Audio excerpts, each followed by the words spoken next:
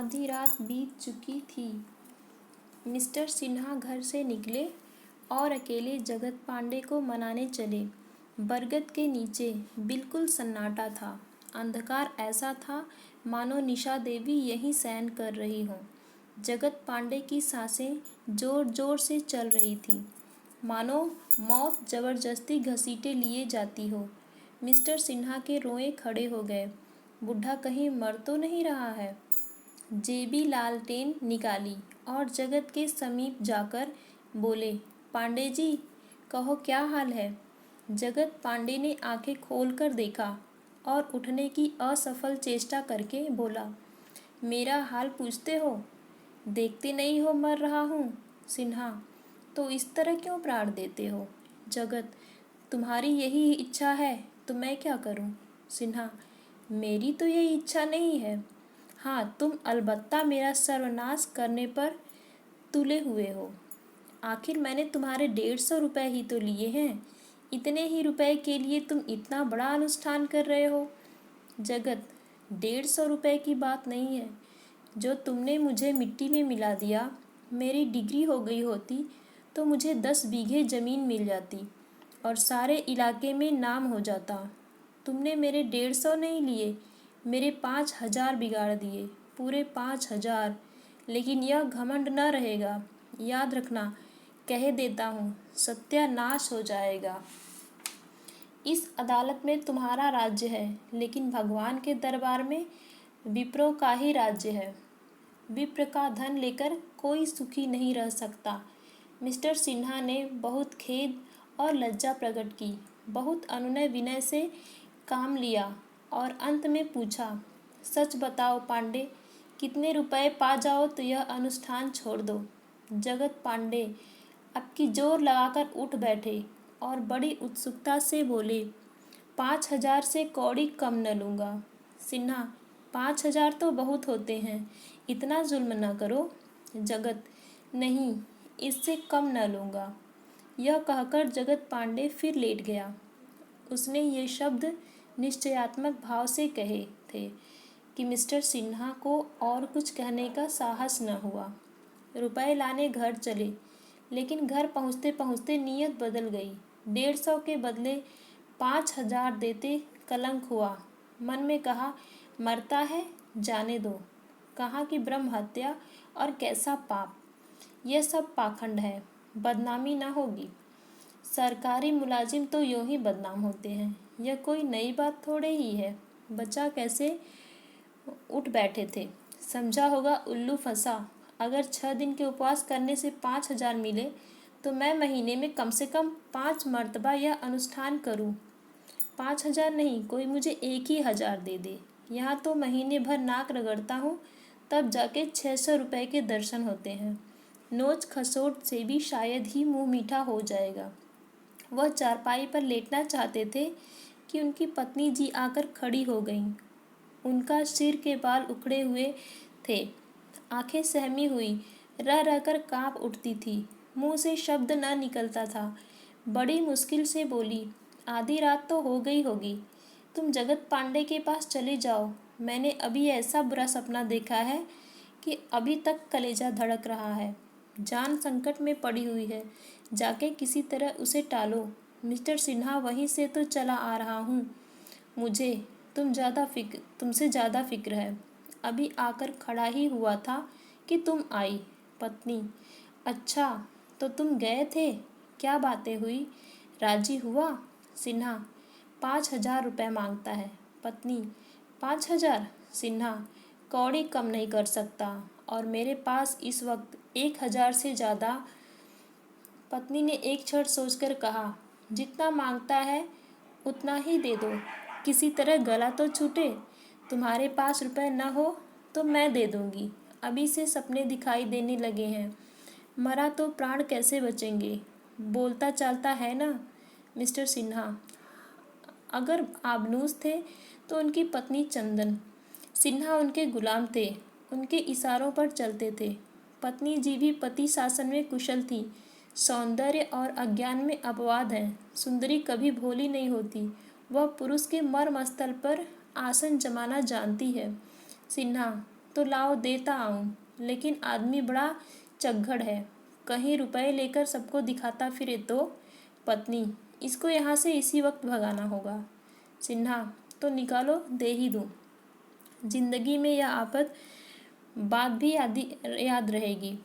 पत्नी ने अविश्वास भाव से कहा, चलो मैं भी चलती हूँ, इस वक्त कौन देखता है।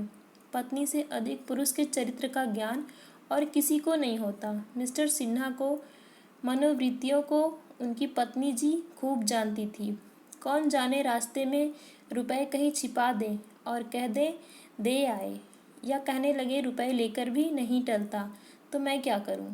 जाकर संदूक से नोटों के पुलिंदे निकाले और उन्हें चादर में छिपाकर मिस्टर सिन्हा के साथ चली। सिन्हा के मुंह पर झाड़ू सी फिरी थी। लालटेन लिए पछताते चले जाते। 5,000 रुपये निकले जाते हैं, फिर इतने रुपए कब मिलेंगे कौन जानता है।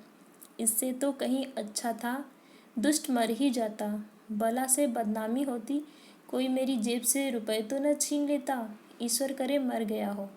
अभी तक दोनों आदमी फाटक ही तक आए थे कि देखा जगत पांडे लाठी टेकता चला आता है। उसका स्वरूप इतना डरावना था मानो श्मशान से कोई मुर्दा भागा आता हो। पत्नी जी बोली, महाराज हम तो आ ही रहे थे, तुमने क्यों कष्ट किया। रुपए लेकर सीधे घर चले जाओगे ना। जगत, हाँ हाँ सीधा घर जाऊंगा, कहाँ है रुपए देखूं। पत्नी जी ने नोटों का पुलिंदा बाहर निकाला और लालटेन दिखाकर बोली, गिन लो 5,000 रुपये हैं। पांडे ने पुलिंदा लिया और बैठकर उलट पुलट कर देखने लगा।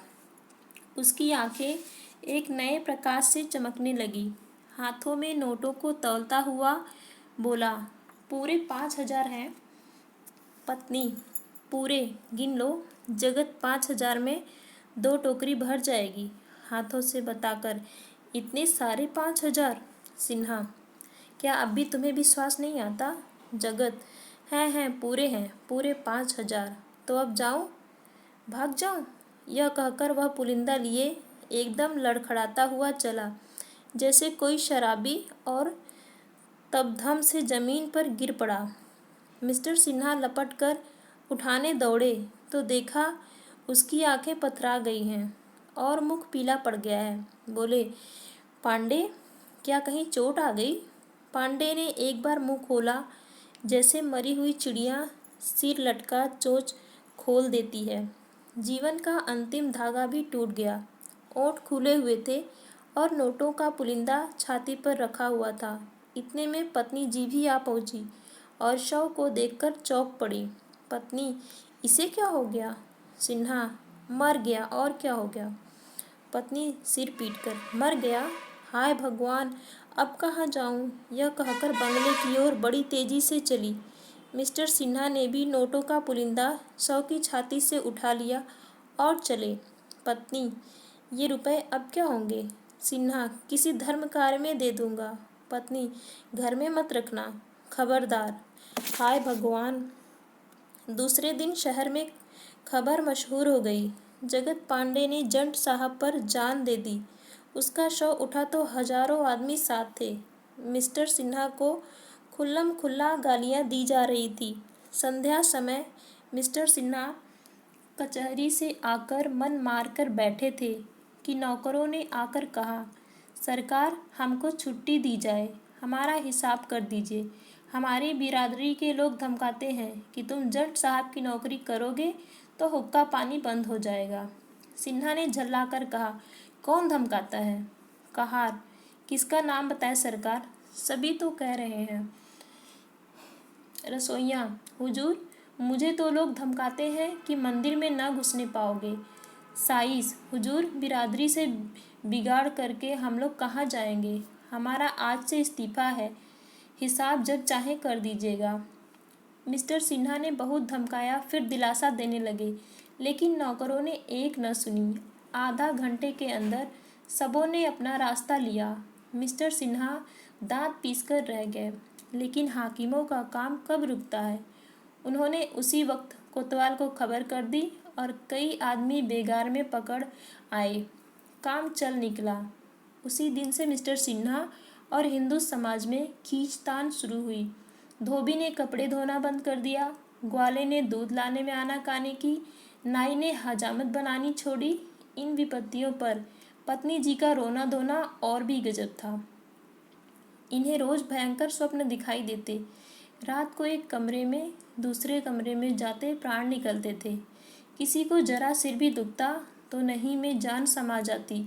सबसे बड़ी मुसीबत यह थी कि अपने संबंधियों ने भी आना जाना छोड़ दिया। एक दिन साले आए मगर बिना पानी पिए चले गए। इसी तरह एक बहनोई का आगमन हुआ। उन्होंने पान तक न खाया। मिस्टर सिन्हा बड़े धैर्य से यह सारा तिरस्कार सहते जाते थे। अब तक उनकी आर्थिक हानि न हुई थी। गरज के बावले झक मारकर आते ही थे और नजर नजराना मिलता ही था। फिर विशेष चिंता का कोई कारण न था। लेकिन बिरादरी से वैर करना पानी में रहकर मगर से वैर करने जैसे है। कोई न कोई ऐसा अवसर आ ही जाता था जब हमको बिरादरी के सामने सिर झुकाना पड़ता है। मिस्टर सिन्हा को भी साल के अंदर ही ऐसा अवसर आ पड़ा। यह उनकी पुत्री का विवाह था। यही वह समस्या है जो बड़े बड़े हेकड़ों का घमंड चूर कर देती है। आप किसी के आने जाने की परवाह न करें। हुक्का पानी भोज भात मेल जोल किसी बात की परवाह न करें। मगर लड़की का विवाह तो न टलने वाली बला है। उससे बचकर आप कहाँ जाएंगे। मिस्टर सिन्हा को इस बात का दगदगा तो पहले ही था कि त्रिवेणी के विवाह में बाधाएं पड़ेंगी। लेकिन उन्हें विश्वास था कि द्रव्य की अपार शक्ति इस मुश्किल को हल कर देगी। कुछ दिनों तक उन्होंने जानबूझकर टाला कि शायद इस आंधी का जोर कुछ कम हो जाए।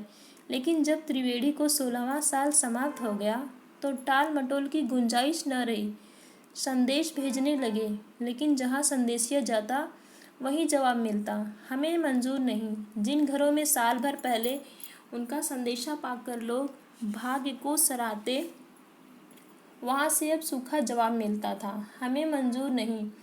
मिस्टर सिन्हा धन का लोभ देते, जमीन नज़र करने को कहते, लड़के को विलायत भेजकर ऊंची शिक्षा दिलाने का प्रस्ताव करते, किंतु उनकी सारी आयोजनाओं का एक ही जवाब मिलता था, हमें मंजूर नहीं। ऊंचे घरानों का यह हाल देखकर मिस्टर सिन्हा उन घरानों में संदेश भेजने लगे जिनके साथ पहले बैठकर भोजन करने में भी उन्हें संकोच होता था। लेकिन वहाँ भी वही जवाब मिला, हमें मंजूर नहीं। यहाँ तक कि कई जगह वे खुद दौड़ दौड़ कर गए, लोगों की मिन्नतें की, पर यही जवाब मिला, साहब हमें मंजूर नहीं। शायद बहिष्कृत घरानों में उनका संदेश स्वीकार कर लिया जाता, पर मिस्टर सिन्हा जानबूझकर मक्खी न निगलना चाहते थे। ऐसे लोगों से संबंध न करना चाहते थे जिनका बिरादरी में कोई स्थान न था। इस तरह 1 वर्ष बीत गया। मिसेज सिन्हा चारपाई पर पड़ी करा रही थी, त्रिवेणी भोजन बना रही थी और मिस्टर सिन्हा पत्नी के पास चिंता में डूबे बैठे हुए थे। उनके हाथ में एक खत था। बार बार उसे देखते और कुछ सोचने लगते थे। बड़ी देर के बाद रोगिणी ने आंखें खोली और बोली, अब न बचूंगी पांडे, मेरी जान लेकर छोड़ेगा। हाथ में कैसा कागज है। सिन्हा, यशोदा नंदन के पास से खत आया है। पाजी को यह खत लिखते हुए शर्म नहीं आती। मैंने इसकी नौकरी लगाई, इसकी शादी करवाई और आज उसका मिजाज इतना बढ़ गया है कि अपने छोटे भाई की शादी मेरी लड़की से करना पसंद नहीं करता। अभागे के भाग्य खुल जाते। पत्नी, भगवान अब ले चलो, यह दुर्दशा नहीं देखी जाती। अंगूर खाने का जी चाहता है, मंगवाए हैं कि नहीं। सिन्हा, मैं जाकर खुद ले आया था। यह कहकर उन्होंने तश्तरी में अंगूर भरकर पत्नी के पास रख दिए। वह उठा उठाकर खाने लगी। जब तश्तरी खाली हो गई तो बोली, आप किसके यहाँ संदेशा भेजोगे। सिन्हा, किसके यहाँ बताऊँ, मेरी समझ में तो अब कोई ऐसा आदमी नहीं रह गया। ऐसी बिरादरी में रहने से तो यह 1000 दर्जा अच्छा है कि बिरादरी के बाहर रहूं। मैंने एक ब्राह्मण से रिश्वत ली, इससे मुझे इनकार नहीं, लेकिन कौन रिश्वत नहीं लेता। अपने गौ पर कोई नहीं चूकता। ब्राह्मण नहीं, खुद ईश्वर ही क्यों न हो, रिश्वत खाने वाले उन्हें भी चूस लेंगे। रिश्वत देने वाला अगर कोई निराश होकर अपने प्राण देता है तो मेरा क्या अपराध। अगर कोई मेरे फैसले से नाराज होकर जहर खा ले तो मैं क्या कर सकता हूँ? इस पर मैं भी प्रायश्चित करने को तैयार हूँ। बिरादरी जो दंड दे उसे स्वीकार करने को तैयार हूँ। सबसे कह चुका हूँ, मुझसे जो प्रायश्चित चाहो करा लो, पर कोई नहीं सुनता। दंड अपराध के अनुकूल होना चाहिए, नहीं तो वो यह अन्याय है। अगर किसी मुसलमान का छुआ भोजन खाने के लिए बिरादरी मुझे काले पानी भेजना चाहे तो मैं उसे कभी न मानूंगा। फिर अपराध अगर है तो मेरा है। मेरी लड़की ने क्या अपराध किया है? मेरे अपराध के लिए लड़की को दंड देना सरासर न्याय विरुद्ध है। पत्नी: मगर करोगे क्या? और कोई पंचायत क्यों नहीं करते? सिन्हा: पंचायत में भी तो वही बिरादरी के मुखिया लोग ही होंगे, उनसे पूछो।